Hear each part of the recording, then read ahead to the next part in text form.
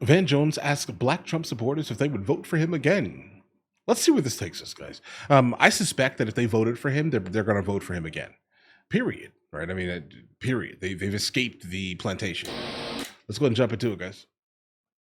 Let's check it out. You do well. And here we are in South Carolina with 3 Trump voters. You weren't always a Republican. No. Probably Actually, not. I come from a family that was like super Democratic. My first time voting, I voted Democrat, no doubt. I voted for Joe Biden. What about Trump appealed to you? Because his mother told him to. Am I allowed to cuss? Yeah, you can. I mean, part of it is he's an asshole. Okay. I like authenticity. You voted Right. for Obama then you voted for Hillary Clinton in 2016, but 2020 you voted for Donald Trump. What made the change? I began listening to someone, her name is Candace Owens, Okay. and I read her book, and it just opened my eyes to maybe he's not this person that I have been led to believe that he was. So you voted against Trump in 2016. Okay, so we're definitely bouncing around questions and not giving us a little break here. So here's the thing. When this guy said he voted for him basically because he says what's on his mind, let's go ahead and say it like that. Change the wording slightly. Yeah, I can imagine. Guys, listen. If all you've been encountering were people who said whatever had to be said so you would vote for him, and then you hear someone that says exactly what's on his mind the first time and means it, oh yeah, that's absolutely impressive to some people. All right, and that's absolutely going to be super attractive to some people. So of course, I would suspect that there are a good amount of people that most likely saw that within Trump and was like, I like that. Yes, But then in 2020 you voted for him? absolutely. Why? I saw how things were going during his first term, and I was pleasantly surprised, and I was pleased with what was happening. I saw the economy getting better. I saw country relations in certain countries getting better. What are some things that he's doing that you do like? For me, I like the border. I just don't Of like course. the idea of someone coming here illegally and getting benefits that can serve my community. So that's the reason why I It shouldn't just be your specific community, but serve the average American. That probably would have sounded slightly better. But either way, and getting benefits that do your can thing. serve my community. So that's the reason why I support him on that border policy. Okay. When you think about the border, you think about people coming here who are getting more help than people who live here and who were born here. Yeah. And I got that perspective not from news channels. I got it from social media. TikTok is like a holy grail. We even see it with the things that we learn about the United States government. Outside of the United States, people are showing Americans, hey, look at what's going on. Do y'all know that your government is doing this? Have you seen this? Have you looked at it from this perspective? Yeah, guys. So I live half the year outside of the United States of America, specifically in the south of Spain, Andalusia, Costa del Sol. Right. And what's interesting about this is that, like, I never really saw America for what America kind of actually is until I left. Right. Like, seriously, it's like when I'm in the United States of America, I'm like a different person. I find that interesting. But when I go to Europe, I'm just like relaxed and like my stress levels are lower and everything is just like a little bit slightly more peaceful and things like that. But you generally don't see your country until you leave the country. But obviously, with the advent of social media, you now have the ability to kind of see other people from other nations' perspectives on things. And when you start to kind of pay attention, you start to realize there's a trend. And generally, if there's a trend, it's indicative of potential truth, right? But all right. You know, people, when they think about a Trump voter, they usually think about like a white dude with like a red hat on and a I mean, that's what you think of. And you're kind of outing yourself with that statement, Van Jones. You know, people, when they think about a Trump voter, they usually think about like a white dude with like a red hat on and a pickup truck, and y'all are not that at all. So Okay. Donald Trump's team went in, they took down Harriet Tubman's picture for a quick minute. They're trying to like knock out the black museums. What does that have to do with the price of eggs, and how does that impact you? In some ways, it's a slap in the face. In other ways, I don't care. I care more about how I'm going to take care of my children. I don't think the average American cares about that. I know I am sick and tired of seeing Black people sit there and complain about something, but not taking action and steps to actually try to change things in an appropriate manner. Under the Trump, That is super valid, right? Like I look around, I see a bunch of victims, guys. I'm gonna be honest here. I just see victims. Like, listen, guys, you have to break this cycle of whatever you have been raised within. Okay, if you have been raised in some type of like hood, ghetto, the mentality of that you basically adhere to is exclusively a mentality that is popularized in any type of impoverished area, ghetto, or hood, right? Then listen, guys, it's like some self like inside work that kind of needs to be done here, for you to realize that in fact is not specifically conducive. It is absolutely not. The mindset in itself, unless you change it, you're going to basically repeat it within your children. Why would you want your children to specifically have the same exact miserable life as you? Why would you want that? Right, but that's exactly what happens basically in the black community, right? So you have a single grandmother, basically. Most likely the grandfather left. Then that woman is going to raise basically, another girl. That girl is going to now raise another guy, a kid, and it's just going to be a cycle of single, like bitter, you know baby mamas within a household, with being taken care of basically by government daddy, because they make more money without the average black man in a household than they would if they were there, right? I mean, the government basically pays them more. For the most part, the average black man in America makes somewhere between $32,000 and $35,000 a year. And the government, they're going to get more benefits without them being there, right? So, of course, you have a household full of people in some impoverished, ghettoized area that absolutely has disdain and teaches nothing but disdain and the antithesis of, let's say, femininity, right, to their daughters, and then wonder why everyone is single. Yes, I mean, if a man wanted to be with a man, they'd be with a man, right? Just because you have the lady parts, I don't know. So the point is here, guys, right?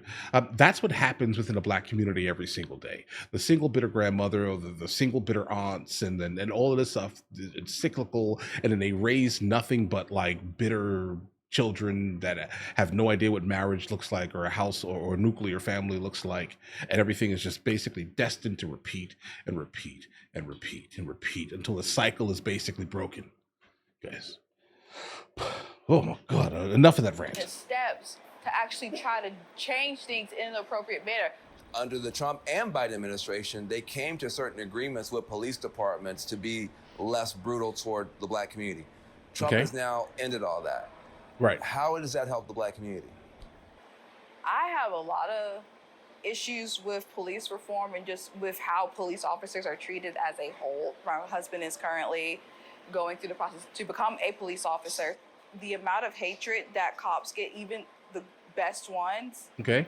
I think has become a huge problem, because it has been, especially around election times, when it definitely comes out of like, Mhm. oh no, the cops are bad, the cops hate you because you're black, they're immediately deemed as evil. This man is talking about running for Okay, that's absolutely intriguing. The thing is that, guys, I don't understand the immediate love, let's say, for police officers. Number one, I want to go ahead and point this out. I don't understand that they don't even have the most dangerous job in America. For the most part, I don't know. In terms of the military, that's a little different, right? Absolute utter respect for the people that protect our countries, period. But when it comes to what? I'm sorry, guys. The immediate love, let's say, for police officers, I don't grasp it. There are good cops, there are bad cops. I don't think that police officers should be able to have that job for more than, 2 to 3 years, guys. I think that should be a permanent thing. I think the captain can probably stay a little bit longer. But other than that, I think that it should be a job where you can stay for a little bit, because sometimes, when you start seeing all this terrible stuff happening to people on a daily basis, like imagine what that does to the internals of someone's head here. Okay, how can they consistently make the appropriate decisions, let's say, if they keep seeing the same thing happening? You get what I'm saying here, guys? I think that you can easily get very jaded in these scenarios, and your decision making abilities are going to be rooted in the emotions you feel when you see someone that may have resembled the last person that did the same exact thing, and then the last person, and then the last person. Now, in terms of like like over policing ghettos and hoods, or areas where there's a gigantic amount of people committing crimes, just be glad I'm not the president. I would send the National Guard there and give them all the authority in the world to just basically pack people up. Jail? I'm not wasting my money on you, bro. All right, you have forfeited your life doing all these criminal activities, gang stuff, and nonsense. You forfeited your life from the beginning. So I would honestly do it like how other countries do it, like in the Middle East, bro. I dare you, bro. I dare you to do something crazy. All right, that's it. There is no, oh, whoa, what about the community T-shirts and marches? Get out of here with that nonsense. I absolutely want you to deal with your First Amendment rights, but how much can you take of this, guys? All right, over police, bro. Quadruple the amount of police in the hoods, in the hoods and ghettos. Okay, quadruple it. Send more. Give them more authority to do more things, bro. All right, like if I see you outside at this time of night, bro, enact a curfew. Keep these kids in the house. All right. Go to Chicago with tanks. Go to Memphis with tanks. The west side of Atlanta with tanks, bro. What are you talking about? What is Van? I'm not a fan of Van Jones, guys. I don't know, bro. This guy's weird. I think he likes crime. Because you're black, they're immediately deemed as evil. This man is talking about running for a third term. Now, what do you think about that? He can't run for a third term. For me, absolutely not. I think it's at the end of these 4 years, it's time to move on. This is a prime example of him trolling people because people have said, they're like, oh, if he gets in the office, he's going to be a dictator. He's going to try to run for a third term. So he's like, okay, y'all think I'm going to do that? I'm going to mess with y'all and say this to take y'all out. I thought you loved this man because he's so authentic and he's such a truth teller. But you need to know the difference between somebody trolling somebody, and this is a prime example of him being a troll.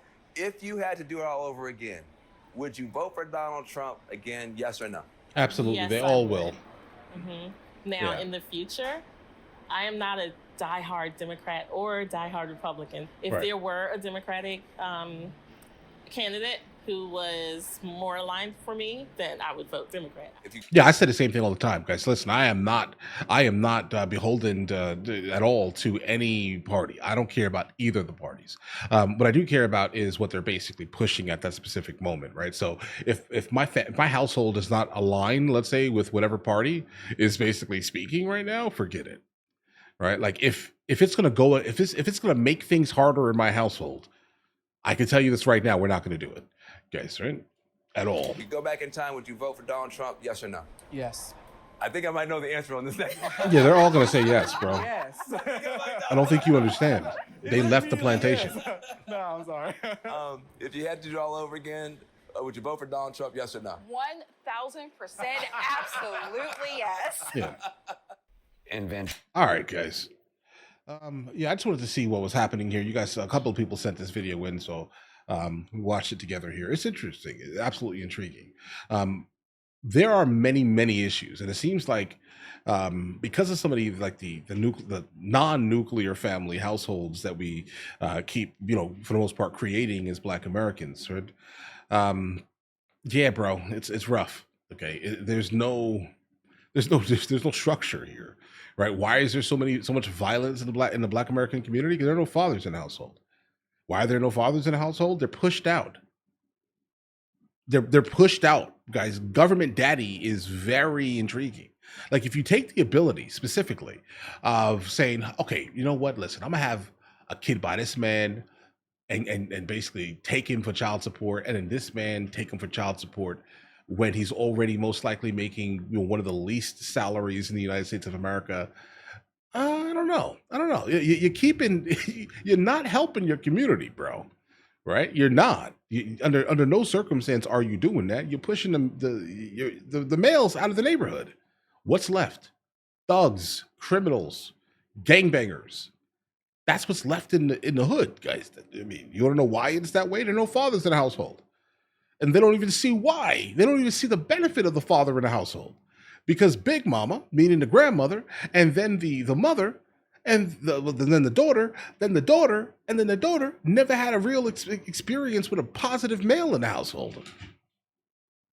Are you confused why this keeps happening? Take away all government assistance from the hood and watch it get fixed. Right? Watch the marriage rates, specifically of Black American women, shoot up.